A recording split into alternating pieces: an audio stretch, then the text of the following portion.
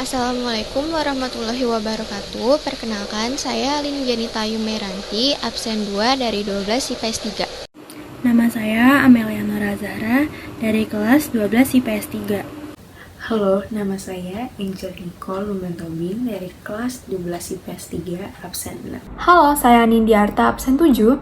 Saya Reza Mardana, absen 25. Di sini saya akan membahas pengertian dan latar belakang dari AFTA.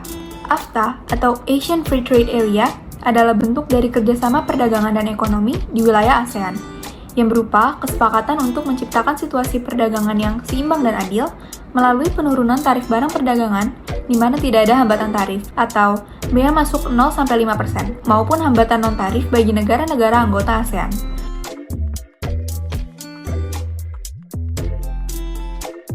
AFTA disepakati pada 28 Januari 1992 di Singapura. Pada awalnya, ada 6 negara anggota yang menyepakati AFTA, yaitu Brunei Darussalam, Indonesia, Malaysia, Filipina, Singapura, Thailand, dan Vietnam yang bergabung pada AFTA tahun 1995. Sedangkan Laos dan Myanmar pada tahun 1997. Kemudian disusul Kamboja pada tahun 1999. Lahirnya organisasi ini berasal dari upaya negara anggota ASEAN untuk mencapai tujuan menciptakan pasar regional, meningkatkan daya saing ekonomi, dan menarik investasi asing, juga menjadi pusat produksi pasar dunia di kawasan regional ASEAN.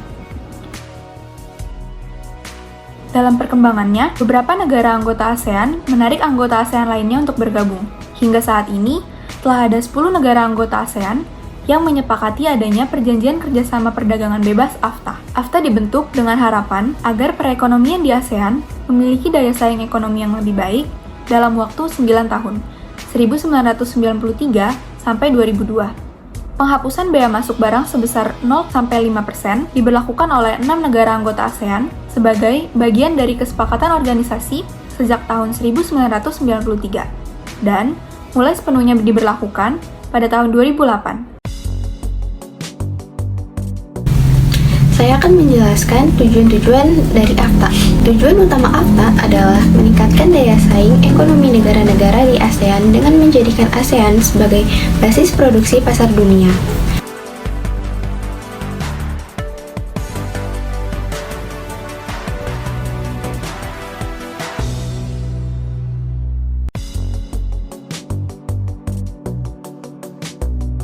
Untuk menarik investasi dan meningkatkan perdagangan antar anggota ASEAN, menurut Ditjen Kerjasama Industri dan Perdagangan Internasional, secara luas pembentukan AFTA bertujuan untuk meningkatkan daya saing ekonomi negara-negara ASEAN dengan menjadikannya sebagai basis produksi pasar dunia.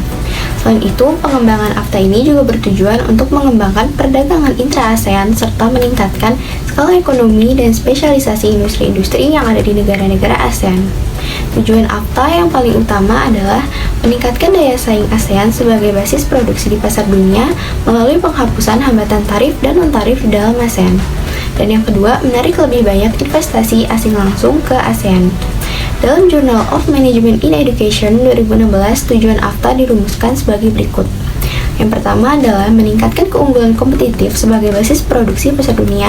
Yang kedua, liberalisasi perdagangan mengurangi kendala tarif dan non-tarif antar negara anggota. Yang ketiga, efisiensi produksi dalam rangka meningkatkan daya saing jangka panjang. Dan yang keempat, ekspansi perdagangan intraregional memberikan konsumen di ASEAN lebih banyak pilihan serta kualitas produk yang lebih baik.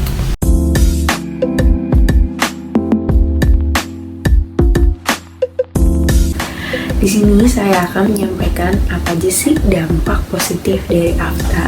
Yang pertama, terbukanya pasar internasional dapat memperluas jangkauan pemasaran pelaku industri di Indonesia.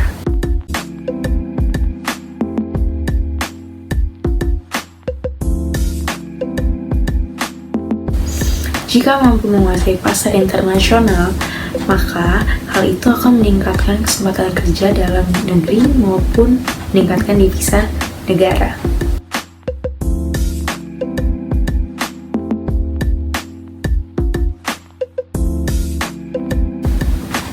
Yang kedua, semakin mudah mengakses modal investasi dari luar negeri apabila investasinya bersifat langsung.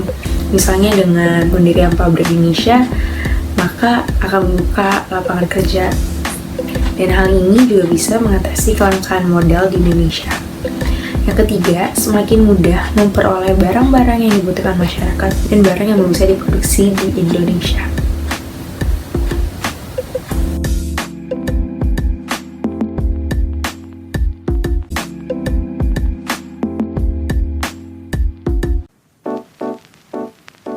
Dampak negatif AFTA. Yang pertama, adanya persaingan industri antara produk dalam negeri dengan luar negeri. Yang kedua, melimpahnya produk-produk luar negeri yang mematikan produk dalam negeri.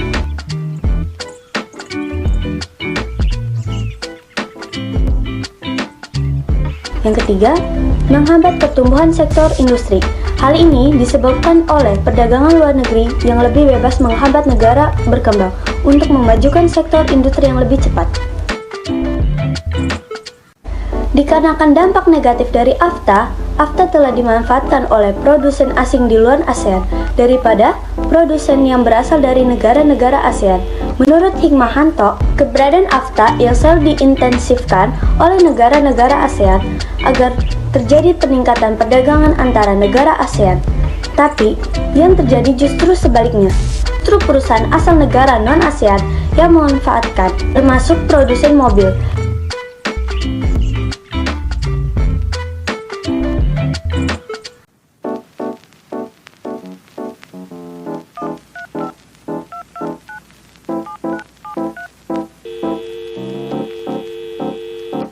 Dan ini tidak dirasakan sebagai suatu yang salah bagi negara ASEAN yang menjadi tujuan investasi seperti Malaysia, Thailand, dan Singapura. Hikmahanto menilai, perusahaan yang berasal dari negara di luar ASEAN justru berusaha mengambil keuntungan dari bea masuk ke Indonesia yang murah.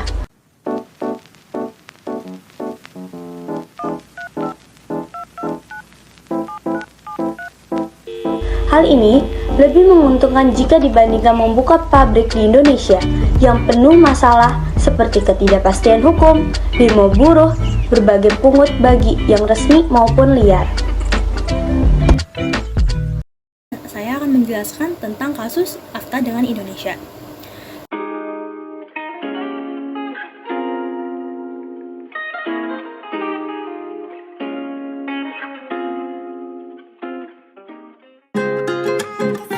Lonjakan nilai impor Indonesia dari Malaysia disinyalir merupakan dampak negatif dari ASEAN Free Trade Area atau AFTA.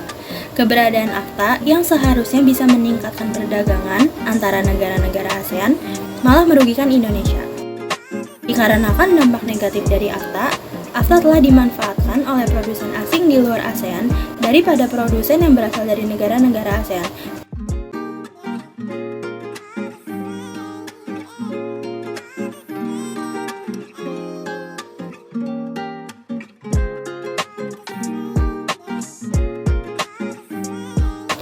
Salah satu solusinya yakni perlu dilakukan pembicaraan khusus antar negara-negara ASEAN untuk membahas hal ini. Hal ini harus dilakukan segera agar pangsa pasar Indonesia tidak dieksploitasi oleh negara lain.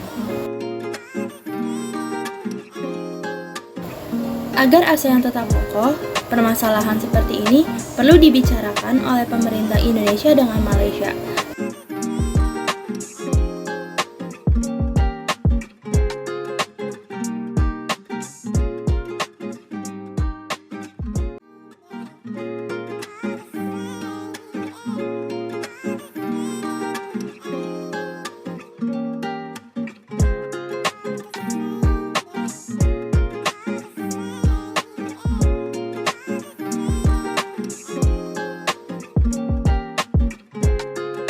Bahkan negara-negara ASEAN lainnya seperti Thailand dan Singapura yang menjadikan diri mereka basis bagi produsen perusahaan asing untuk pasar Indonesia.